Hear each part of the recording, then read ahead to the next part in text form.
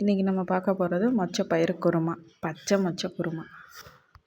இந்த பச்சை மொச்சை குருமா வந்து நம்ம இட்லி, தோசை, சாதம், சப்பாத்தி, பூரி எல்லாத்துக்குமே யூஸ் பண்ணிக்கலாம். இது வந்து காஞ்ச மொச்சப்பயிரில் செஞ்சால் நல்லா இருக்காது, பச்சை மொச்சையில் செஞ்சால் தான் நல்லாயிருக்கும். இதை சந்தையிலலாம் உரித்து விற்பாங்க, நம்மளும் வாங்கிட்டு வந்து உரிச்சிக்கலாம். இப்போ இதுக்கு நம்ம தேவையான பொருள் என்னென்னு பார்த்துடலாம். வெங்காயம், பச்சை மிளகா, கருவேப்பிலை, கொத்தமல்லி, தக்காளி இது எல்லாமே நல்லா பொடியாக நறுக்கி குருமா செய்கிறதுக்கு ஏற்ற மாதிரி தயார் பண்ணி வச்சாச்சு. சின்ன வெங்காயம் ஒரு கைப்பிடி அளவு எடுத்துக்கிட்டோம்னா பெரிய வெங்காயம் 2 எடுத்துக்கணும். குருமாக்கு எப்போவுமே பெரிய வெங்காயம் போட்டால் தான் நல்லாயிருக்கும். நம்ம பச்சை மொச்சையை சந்தையில் வாங்கி உரித்து க்ளீன் பண்ணி அலசி எடுத்து தனியாக வச்சாச்சு. இப்போ நம்ம தாளிக்க போகிறோம். இப்போ தாளிப்புக்கு வந்து நம்ம சிக்கன், மட்டன், குருமா எல்லாம் செய்கிற மாதிரி பட்டை 2, கிராம்பு 3, இலை 2 போட்டு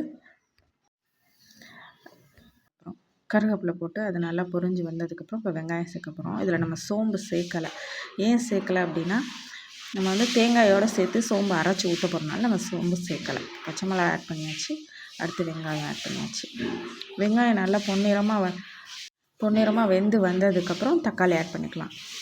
நம்ம எப்போவுமே வெங்காயத்தோட உப்பு ஆட் பண்ணுறதில்ல, ஏன்னா அது ஒரு மாதிரி வெங்காயத்தோட உப்பு ஆட் பண்ணோம் அப்படின்னா சாப்பாட்டில் வந்து உப்பு தனியாக ஒரு மாதிரி தனியாக தெரியும். அதனால் நம்ம ஆட் பண்ணுறதில்ல. தக்காளி சேர்த்ததுக்கப்புறம் தான், தக்காளி ஓரளவு வதங்கினதுக்கப்புறம் உப்பு சேர்த்து மஞ்சத்தூள் சேர்த்து வதக்கிட்டு நம்ம அலசி வச்சுருக்கோம் இல்லையா மொச்சப்பயிறு, அதையும் ஆட் பண்ணி அந்த மொச்சப்பயிறு வேக கொஞ்சம் டைம் எடுக்கும் அப்படின்றதுனால ஒரு கிளாஸ் தண்ணி ஊற்றி லைட்டாக கொஞ்சம் தண்ணி ஊற்றி அது வெந்து வர வரைக்கும், ஒரு கொதி வர வரைக்கும் நம்ம தண்ணி ஊற்றி மூடி வச்சுருக்கோம்.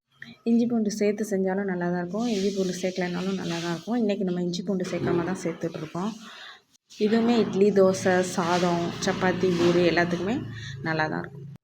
இப்போ மொச்சப்பயிறு ஓரளவுக்கு நல்லா வெந்துருச்சு. இப்போ நம்ம மசாலா ரெடி பண்ணிவிட்டு அதையும் அரைச்சி ஊற்றி அதுலேயும் ஒரு 2 கொதி வந்து அந்த நம்ம ஊற்றின மசாலாவும் அந்த மொச்சப்பயிரோடு சேர்ந்து கொதித்து கொஞ்சம் குருமா பதத்துக்கு வந்தோன்னா நம்ம சர்வ் பண்ணிக்கலாம்.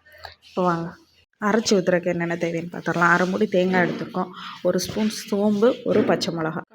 காரம் வேணுன்றவங்க கூட ஒரு பச்சை மிளகா 2 பச்சை மிளகா கூட சேர்த்துக்கலாம். இப்போ அரைச்சது ரெடி ஆகிடுச்சு. ஊற்றி கிளறி விட்டு ஒரு 2 கொதிநிலை வந்தோன்னா குருமா பதம் வர வரைக்கும் நம்ம வெயிட் பண்ணிவிட்டு சர்வ் பண்ணிக்கலாம்.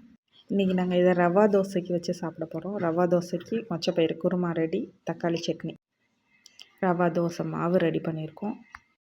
இது வந்து அவசர சட்னி, வதக்கி அரைக்காமல் வெறும் தக்காளி மட்டும் வச்சு செஞ்ச சட்னி. டூரு இந்த மாதிரி வெளியில் போகும்போது கெட்டு போகாமல் இருக்கிறதுக்கு இந்த மாதிரி சட்னி யூஸ் பண்ணிக்கலாம். இது 1 டே ஆனாலும் கெட்டு போகாது, ஃப்ரிட்ஜிலலாம் வைக்க தேவையில்லை, நம்ம பாக்ஸில் அடைச்சி கூட எடுத்துகிட்டு போய்க்கலாம். இதோட வீடியோவும் நம்ம சேனலில் இருக்குது, பார்த்துக்கலாம். Thank you. Channel like and subscribe பண்ணிடுங்க. தேங்க்யூ.